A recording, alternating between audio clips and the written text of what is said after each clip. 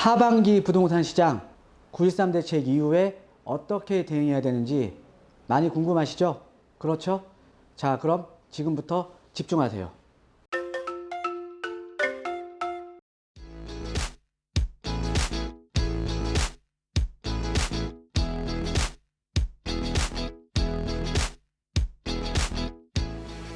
네, 안녕하십니까. 드림부동산투자연구소 대표 정창래입니다. 자, 그 명절 이후에 제가 그 상담들을 지금 많이 해드리고 있는데, 특히나 최근에 이제 많이 이제 상담을 하시는 상담을 하시는 것들이 어떤 내용이냐면, 이제 실수요자들이나 이제 무주택자들 이제 분들 같은 경우에는 사실 지금 시장이 지금 단기적으로 서울이나 수도권 지역 같은 경우에는 많이 지금 이제 급등을 한 상태잖아요. 그래서 지금 매수 타이밍을 지금 가져가야 되는지 아니면 지금 관망을 해야 되는지 이런 상담 문의가 또 상당히 많고요. 특히나 또 이제 다주택자들 같은 경우에는 뭐 임대사업자를 뭐 활용을 해야 되는지, 또 임대사업자에 대한 활용이 만약에 임대사업자 등록을 하게 되면 뭐 어떤 혜택이 있는지 이런 상담 문의가 상당히 좀 많이 있습니다. 그래서 제가 오늘 그 준비해드린 강의는요, 지금 9.13 대책 이후에 우리가 지금 어떻게 시장을 바라봐야 되는지, 그리고 앞으로 어떻게 대응을 해야 되는지에 대해서 좀 준비를 해봤습니다. 자, 그래서 이번 그 강의 주제 같은 경우에는 자, 이렇게 보시면 9.13 대책 이후에 하반기 이렇게 대처하자라고 이제 제가 그 타이틀을 한번 만들어 봤고요. 자, 먼저 이제 시장에 대한 동향을 한번 살펴볼게요. 지금 일단 그 2018년 서울의 주택 매매 가격 변동률을 한번 살펴보면요. 자, 이 변동률 같은 경우에는 이렇게 보시면 될 것 같습니다. 그러니까 2월 같은 경우는 1월 대비해서 지금 변동률이거든요. 이렇게 하면 이해를 하시면 될 것 같고요. 자, 그래서 지금 2018년도 들어서 지금 4월 달까지는 상당히 좀 스테이블하게 좀 이렇게 좀 매매 가격이 좀 안정적이었는데 4월 이후에 여기가 이제 양도소득세가 중과가 됐죠. 예, 양도소득세가 중과가 된 이후에 좀 이제 가격 변동률이 상당히 많이 떨어졌습니다. 그래서 시장이 상당히 안정적이었다라는 거죠.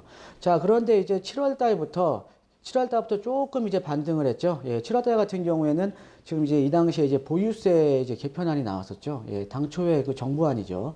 예, 보유세 개편안이 나왔었고, 자, 그 다음에 이제 그 박원순 시장의 뭐 용산이라던가 여의도에 대한 어떤 뭐 통계발 이런 거 이슈가 불거지면서 언론에 이제 기사화가 되면서 이때부터 이제 가격이 좀 상승을 했죠. 자, 그다음부터 이제 8월 달 같은 경우에도 가격이 더 상승을 하면서 9월 같은 경우에는 상당히 많이 상승을 했습니다. 8월 그 매매 가격 변동률의 거의 3배 이상이 상승을 했다라는 거죠. 예, 그래서 지금 이제 이 9.13 대책 이후에는, 네, 자, 이제 9.13 대책 이후에는 시장은 상당히 어떻게 보면 좀 안정적이다라고 이제 보시면 될 것 같고요.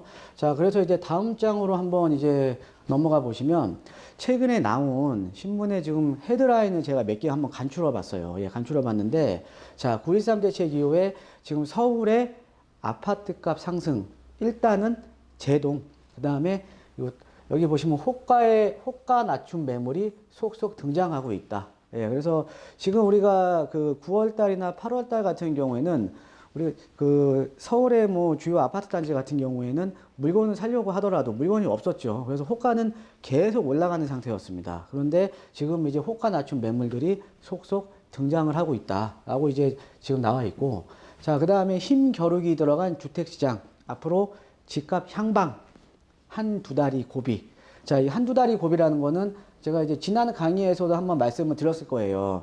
이번에 그 9.13 대책에서 가장 중요한 우리가 뭐 이제 관전 포인트라고 할 수도 있고, 어떻게 보면은 가장 핵심적인 포인트는 제가 지난 강의에서 말씀드렸죠. 자, 9월 21일 날 나온 수도권 공급 확대 방안입니다. 예, 그게 가장 큰 이제 포인트로 이제 보시면 되겠고요. 자, 그래서 이제 집값 향방은 한두 달이 이제 고비다라고 이제 이런 타이틀도 많이 나와 있고, 그 다음에 추석 끝나자마자 호가 낮춘 급매물 속속 등장, 눈치 싸움 치열. 예. 자, 지금 사실은 아까 말씀드렸듯이 지금 8월달, 9월달 같은 경우에는 호가에 의한 가격 상승이 많이 됐었던 이제 시기였죠. 예, 그러니까는 실제로 거래는 안 되고 호가만 계속 높아지고 있었다라는 겁니다. 자, 그런데 최근에 이제 호가가 낮춰지면서 지금 급매물들이 지금 등장을 하고 있다라는 이제 이 기사 내용인데, 근데 실질적으로 이제 시장에서 한번 이제 물건들을 찾아보면 우리가 그 직전에 거래된 실거래가 있죠. 예, 실거래가보다는 아직은 상당히 가격이 좀 높은 편입니다. 예, 그렇게 좀 이해를 하시면 될 것 같고요. 자, 그러면 이제 다음 장 한번 넘어가 볼게요. 자, 우리가 이제 앞으로 이제 부동산 시장에 대한 동향을 정확하게 파악을 하려면 지금 시장에 대한 변수를 이제 생각을 하셔야 되거든요. 그래서 이 시장에 대한 변수 여러 가지를 제가 이제 준비를 해봤어요. 자, 그 중에 하나가 이제 대출에 대한 요건이 강화가 됐죠. 자, 대출 요건이 강화했다라는 거는 실수요자들이 아니면, 예, 실수요자들이 아니면 집 사지 마라, 이걸. 집 사지 마라. 이 내용입니다. 자, 이 내용들을 한번 살펴보면 우리가 이제 규제 지역이죠. 예, 규제 지역은 우리가 투기가여지구, 투기 지역, 조정 대상 지역, 뭐 서울 같은 경우는 이 세 가지가 지금 다 걸려 있죠. 자, 이 규제 지역에서 2주택 이상 보유자는, 그러니까 2주택자 이상은요, 무조건 대출이 안 나옵니다. 안 나오죠, 대출이. 예. 자, 그리고 이제 1주택, 지금 1주택자 같은 경우에도 원칙적으로는 대출 안 해줘요. 지금 LTV 0%죠. 예, 대출 안 해줍니다. 근데 예외적으로 이제 인정을 해주는 거죠. 어떤 이유냐? 뭐 실질적으로 뭐 이사를 해야 한다는 거, 실거주 목적으로. 그 다음에 기존 주택을 2년 내 뭐 처분 조건부라든가 이런 예외 사항이 있을 때만 대출을 해주겠다라는 겁니다. 자, 그 다음에 이제 고가주택 있죠. 자, 이제 고가주택을 보면, 자, 지금 이 고가주택 같은 경우에는 지금 이제 이 공시가격 기준입니다. 그러니까 시가가 아니라 공시가격 기준으로 9억 원 초과 같은 경우에는 원칙적으로는 안 해줘요, 또.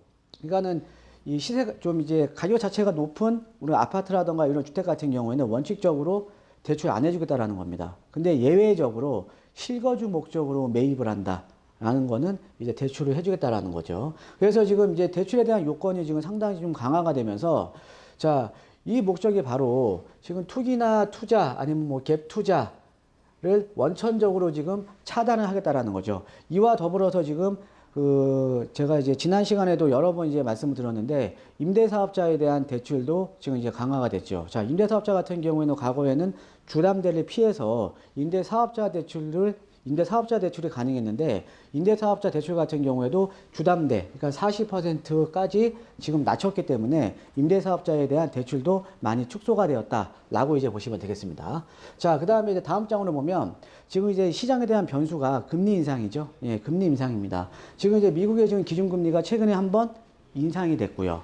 그 다음에 국내 금리도 앞으로 인상에 대한 가능성이 상당히 높죠. 예. 그래서 이 금리가 인상이 되면 지금 사실 지금 시장 내에 지금 어떻게 보면 그러니까 유동자금이 상당히 지금 많은 상태잖아요. 유동자금이 상당히 풍부한 상태입니다. 근데 어찌됐든 금리가 인상이 된다라는 의미는 유동성이 축소가 될 수밖에 없다라는 거죠. 자, 거기에다가 지금 이제 금리 인상이 되게 되면 어떻게 보면 대출에 대한 부담이 상대적으로 뭐 실수요자는 물론 뭐 투자자들도 상당히 많이 부담이 되겠죠. 최근에 이제 미국의 이제 기준금리가 계속적으로 지금 이제 상승을 하면서 지금 이제 코픽스 있죠. 우리가 이제 시장 조달금리에다가 이제 플러스 이제 리스크를 합친 이제 코픽스 같은 경우에도 지금 계속 지금 올라가고 있잖아요. 예, 올라가고 있으면서 지금 주택담보대출금리도 상당히 많이 올라가고 있다라는 의미입니다. 자, 주택담보대출금리가 올라가게 되니까 대출에 대한 이자 부담도 상당히 많이 높아지겠죠. 예, 자, 이렇게 보시면 될 것 같고요. 자, 그 다음에 이제 세제 개편이죠. 이제 보유세라든가 이제 세제 개편으로 인한 다주택자들을 지금 압박을 하고 있습니다. 자, 어떤 내용이냐? 먼저 이제 보유세, 지금 종부세율도 상당히 많이 인상이 됐죠. 당초 정부안보다는 상당히 많이 인상이 되고, 그 다음에 그 대상자들도 어떻게 보면 좀 더 많이 늘어났습니다. 그러니까 기존에는 3주택자 이상만 어떻게 보면 그 추가세율 적용이 됐는데, 지금은 이 규제 지역에 2주택자 이상도 추가세율 적용이 되는 거죠. 그래서 일단 종부세에 대한 세율 인상이 지금 많이 됐다라고 이제 보시면 되겠고요. 그보다 더 중요한 거 제가 여러 번 강조해 드렸죠. 예, 세부담 상한. 그러니까는 이 세부담 상한이 150%에서 지금 300%로 지금 세부담이 상향됐잖아요. 그러니까 세부담 상한선이 상향이 됐다는 의미는 세부담이 그만큼 높아진 겁니다. 이에 대해서 좀 자세하게 알고 싶으신 분은 제가 아마 전전 강의에 제가 한번 설명을 해드렸을 거예요. 그거 한번 참고를 하시면 될 것 같고요. 자, 그래서 지금 보유세가 지금 많이 개편이 됐습니다. 지금 보유세가 개편이 됐고, 자, 그 다음에 이제 양도소득세 같은 경우도 상당히 많이 개편됐죠. 지금 이제 우리가 그 장기보유 특별공제, 그러니까 1가구 1주택자 장기보유 특별공제에 대한 것도 개편이 됐고, 그 다음에 임대사업자에 대한 것도 지금 이제 양도소득세가 상당히, 그러니까 임대사업자에 대한 혜택 중에 양도소득세가 상당히 좀 중요한데, 이 양도소득세 같은 경우에도 임대사업자에 대해서는 지금 금액 기준이 또 따로 신설이 됐습니다. 이와 관련된 내용 같은 경우도 제가 전 강의에 한 2번인가 제가 이렇게 따로 또 설명을 또 해드렸거든요. 그거를 이제 참고하시면 되겠습니다. 그래서 지금 보유세 개편과 양도소득세 개편, 지금 이제 시장에 대한 변수 중에 이제 또 하나를 이제 보시면 되겠습니다. 자, 그 다음에 이제 가장 중요하죠. 하이라이트. 예. 지난 강의에서 제가 이게 이제 관전 포인트다라고 지금 말씀을 드렸는데, 자, 지금 이제 9.13 대책, 그러니까 이런 거죠. 그전에는 살 물건이 없었죠. 살 물건이 없고, 살 사람은 많았어요. 자, 거기에다가 지금 이제 수요자들 입장에서는 이렇게 되는 거죠. 그러니까 시장을 관망했던 실수요자 입장에서도 지금 시장에 나가보면 그 당시에 물건이 없었기 때문에, 그러니까 이런 거죠. 근데 그 당시에 제가 이제 상담을 한번 해보면 이제 급하게 막 상담 문의가 들어옵니다. 근데 저도 이제 그 스케줄이 있기 때문에 상담을 바로바로 이제 해드릴 수는 없지만 그 당시에 이제 이런 상담 문의가 많았어요. 시장에 진짜 나가보니까 이제 매물을 보려고 하는데 물건은 없고요. 근데 시장이 이제 중개업소라던가 이런 데 가만히 앉아있다 보니까는 계속 자기 뒤에 여러 팀들이 들어온다라는 거죠. 집을 살려는 사람들이. 그러니까 어떻게 돼요? 그러니까는 지금 매수자 입장에서는 살려는 사람들은 계속 들어오다 보니까 심리적으로 상당히 쫓기겠죠. 그래서 지금 그 당시에 이제 시장을 관망했었던, 그러니까는 어떻게 보면은 양도세 중과 이후에 좀 이제 부동산 시장이 안정적으로 지금 될 거라는 기대감에 시장을 관망했었던 이런 실수요자 자체도 지금 추격 매수에 나섰던 거죠. 심리적으로 많이 쫓기니까. 예, 추격 매수에 나섰던 겁니다. 자, 그런데 이런 거 실수요자들의 어떻게 보면 심리적인 안정감을 주기 위해서는 주택 공급을 해줘야 되는 거거든요. 예, 주택 공급. 제가 지난 시간에 말씀드렸죠. 근데 주택 공급을 해줘야 되는데 이 주택 공급은 살 집이 필요한 게 아니에요. 양적 공급이 필요한 게 아닙니다. 이 수요자들이 살기를 원하는 집, 살 만한 집이 필요한 거거든요. 그러니까 외곽 지역이 아닌 도심 지역이나 아니면 도심과의 접근성이 좋은 입지적인 여건이 좋은, 어떻게 보면 양적 공급이 아니라 양질의 공급이 중요하다는 거죠. 그래서 이번에 나온 이제 9.1 수도권 주택 공급 확대 방안이 그래서 상당히 중요한 겁니다. 왜? 이렇게 지금 이제 이 9월 21일 날 나온 이 로드맵대로만 어떻게 보면 나오게 되면 시장은 상당히 좀 스테이블하게 안정적으로 갈 수 있다는 거거든요. 왜? 실수요자들한테 안정감을 줄 수밖에 없고, 지금 대출에 대한 규제라든가 이런 것들 때문에 어찌됐든 투자자들 유입은 적어질 수밖에 없잖아요. 그래서 이게 상당히 중요하다는 거죠. 그래서 오늘 이 내용을 좀 자세하게 좀 말씀드릴 텐데, 자, 일단은 지금 수도권 주택 공급 확대 방안이 로드맵대로만 되면 공급 확대에 대한 기대감이 지금 상당히 지금 높아 있잖아요. 거기서 심리적인 안정감을 수요자한테 줄 수 있다라는 거죠. 예, 그렇게 보시면 될 것 같습니다. 그래서 지금 이제 이번에 나온 수도권 주택 공급 확대 방안에 여러 가지가 있죠. 서울에 한 10,000 가구 정도 공급을 할 거고, 그 다음에 1차, 2차 나눠서 한 30만 가구 또 공급을 할 거고. 자, 거기다가 저는 이제 개인적으로는 가장 중요하게 보는 게 바로 대규모 택지 공급입니다. 대규모 택지 공급. 자, 요 내용이죠. 자, 지금 이번에 나온 내용 중에 대규모 택지를 공급을 하겠다. 4-5군데 공급을 해서 여기에 이제 주택 공급을 지금 하겠다라고 지금 나와 있는 거거든요. 그런데 어떻게 보면 이제 3기 신도시로 이제 보시면 돼요. 3기 신도시로 보시면 되는데, 그럼 이제 신도시에 대한 내용을 제가 한번 정리를 한번 해드릴게요. 신도시에 대한 내용들을. 자, 우리가 1기 신도시 같은 경우는 88년도에 이제 발표가 됐고요. 그 다음에 2기 신도시 같은 경우는 노무현 정부 때인 2005년도에 발표가 됐고, 자, 3기 신도시가 지금 이번에 발표가 된 거죠. 자, 그런데 이제 1기 신도시 같은 경우는 여러분께 잘 아시지만 일산, 중동, 평촌, 삼본, 분당 같이 도심과의 접근성이 상대적으로 좋죠. 예, 그렇죠? 예, 도심과의 접근성이 좋잖아요. 그래서 서울에 반경 20에서 25km 주변에 이제 입지를 해 있습니다. 그래서 이제 서울 도심과의 접근성이 상대적으로 좋다라는 거죠. 자, 그런데 이제 1기 신도시 같은 경우에는 여러분들도 잘 아시다시피 전형적인 배드타운이에요. 그러니까 자족 기능이 없다라는 거죠. 자, 제가 항상 이제 강조해드린 내용 중에 하나가 또 어떤 내용이냐면, 바로 이제 주택 가격을 결정하는 요인 중에 가장 중요한 게 직주 근접이죠. 직주 근접. 즉, 일자리가 있어야 가격이 오르는 거죠. 가격이. 그래서 직주 근접이 상당히 중요한데, 1기 신도시 같은 경우에는 자족 기능을 갖추지 않은 전형적인 배드타운의 성격을 띠고 있다. 라고 좀 이해를 하시면 될 것 같고요. 자, 이와 반면에 2기 신도시 같은 경우에는 우리가 한 10곳이죠. 지금 보시면은 뭐 성남, 판교라든가 화성 동탄 아니면은 뭐 한강 신도시 파주 운정 뭐 여기 양주 옥정 신도시 이렇게 해서 3기 신도시가 10곳이 이제 발표가 됐었는데 그래서 지금 3기 신도시가 좀 들어오고 있잖아요. 그죠? 자, 근데 3기 신도시 같은 경우에는 자, 이렇게 보시면 돼요. 서울 같은 경우가 여기에 지금 위치해 있으면 요쪽 라인 쪽에 이제 그 1기 신도시가 있고 그 다음에 2기 신도시는 요 외곽에 있다라는 거죠. 자, 그래서 2기 신도시 같은 경우는 1기 신도시보다는 도심과의 접근성이 상대적으로 아주 떨어집니다. 자, 근데 2기 신도시가 가진 가장 큰 성격은 자족 기능이 들어가 있어요. 자, 어떤 의미냐면 고도국제 신도시 같은 경우에도 뭐 삼성전자라든가 이런 자족 기능을 갖추고 있고요. 자, 그 다음에 판교 같은 경우 판교 테크노밸리라는 자족 기능을 갖고 있잖아요. 자, 이렇게 그 1기 신도시와 2기 신도시의 가장 큰 차이점은 1기 신도시는 매드타운이고 2기 신도시 같은 경우에는 자족 기능을 강화를 시켰다라고 이제 보시면 되겠습니다. 자, 그래서 아까 말씀드렸듯이 주택 가격을 결정하는 요인 중에 가장 중요한 게 일자리잖아요. 주변의 일자리. 일자리인데 우리가 이제 1, 2기 신도시 중에서도 가장 가격이 높은 데가 어디예요? 판교 신도시입니다. 판교 신도시 같은 경우에는 2기 신도시 중에서도 입지적인 여건이 상당히 좋죠. 분당 바로 옆에 있으니까 거기에다가 플러스 어때요? 자족 기능 갖추고 있잖아요. 그러니까 신도시에서도 판교가 지금 가장 가격이 높은 이유 중에 하나입니다.